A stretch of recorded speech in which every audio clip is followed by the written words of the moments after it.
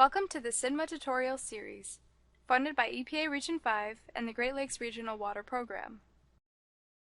In this tutorial, you'll learn how to input a response to a survey.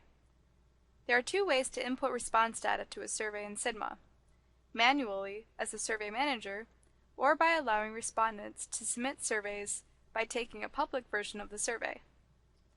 We've already logged into SIDMA and accessed our projects page. We see the two surveys we have added to this project, Survey 1 and Survey 2, which is a copy of Survey 1. For this tutorial, we'll just work with Survey 1. Under Response Actions, we see that no responses have been submitted for Survey 1 thus far. Let's click the Input Response link to submit one.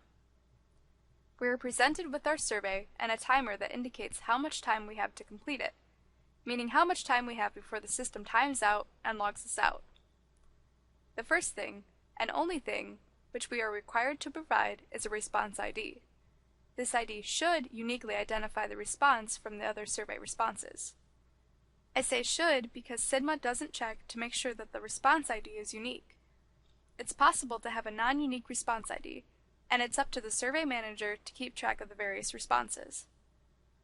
Let's go ahead and fill out the survey and submit it.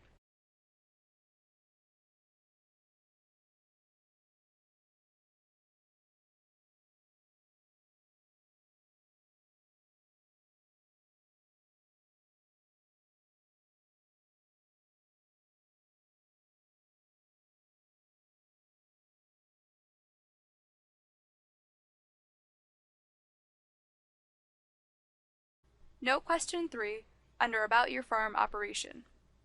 This is a text response that expects a numeric answer. Let's accidentally include a letter in our response. Now we'll hit the Submit Survey button to submit our responses.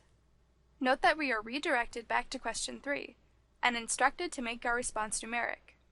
SIDMA performs this check for all text response questions, including custom questions, that are marked as numeric. Let's change this to a numeric response only and resubmit the survey. Now we're redirected back to the project page.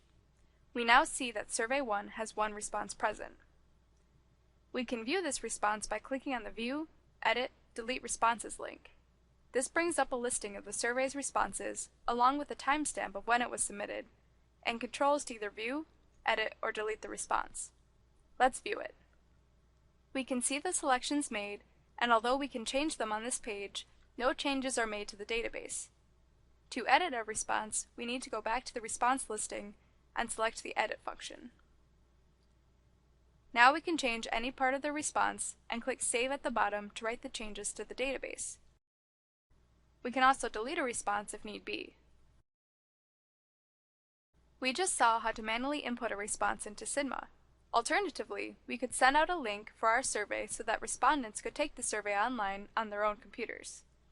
This link would be a public-facing version of the survey, meaning that respondents would not need to log into SIDMA to take the survey. To access this link, simply click on the View Public Survey URL link under Survey Management Actions. This will open up a window with the survey URL in it. Copy and paste this survey link into an email or a document to be sent out to potential respondents.